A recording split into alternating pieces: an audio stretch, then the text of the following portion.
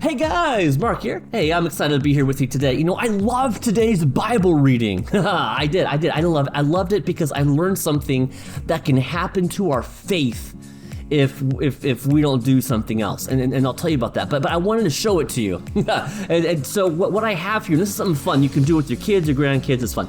I have candy corn, delicious, right? And I have a glass measuring cup. Make sure it's microwave safe. I'm gonna put about 6 of these candy corn into my measuring cup right here and drop them in. And I'm gonna put this into a microwave for 45 seconds. And I think what's gonna be kind of cool is seeing how the physical state of this candy corn is going to change as a result of heat. And what does this have to do with today's Bible reading? Well, we're going to see, but let me go put this in the microwave and come back.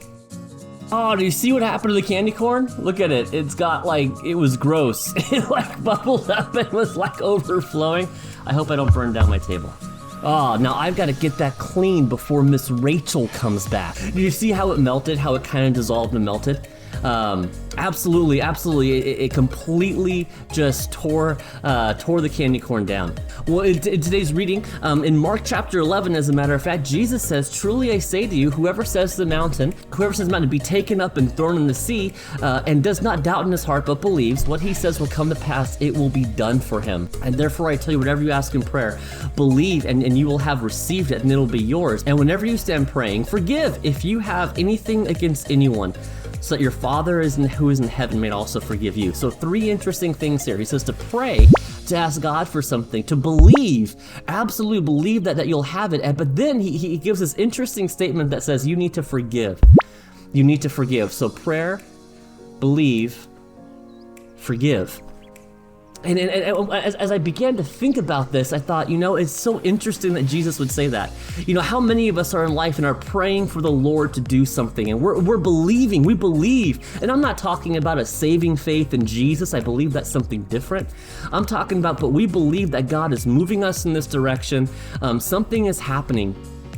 And yet then we come face to face with the hard reality of life that we're called to forgive somebody. Perhaps it's a coworker that's treating us wrong, or a boss that's being unfair. But something happens and we need to exhibit this forgiveness. And when we're unwilling to forgive, that presses up against our faith that God could really work in the situation. And then that presses up against us even praying or talking to God in the first place. You see that kind of domino effect there? I saw this play out as I read in today's reading about Joseph. Joseph was the guy who had been praying in prison. He was praying the Lord would do something. He hoped the cupbearer would help him, but didn't. And so Moses has been praying, and now he gets his chance to go before Pharaoh, and he does, and he believes that this is how the Lord is leading him. And Pharaoh is so amazed. I love this verse right here. When Pharaoh says, "The proposal pleased Pharaoh and his servants. And so Pharaoh said to his servants, 'Can we find a man like this, in whom is the Spirit of God?'" Amen. Amen. Joseph believed in what he was saying. He knew that this is how the Lord was communicating to Pharaoh through the dream, and he did that. And yet it's not lost on me that as Joseph goes now out of prison, and he is now going to be working for Pharaoh, who had previously been imprisoned him, the state of Egypt where he was previously a prisoner, Joseph has to forgive.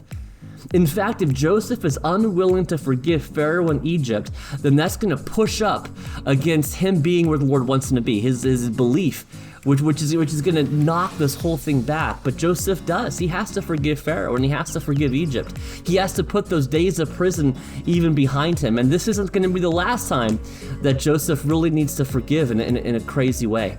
But I wonder, as you're watching this, I wonder if someone's not watching this right now, who you've been praying for something. The Lord is taking you to a place and stirring in your heart, and yet if you haven't already, you're going to come into contact with a situation where God's going to call you to forgive, and failure to forgive is going to have perhaps real life consequences on God using you or God leading you in that way.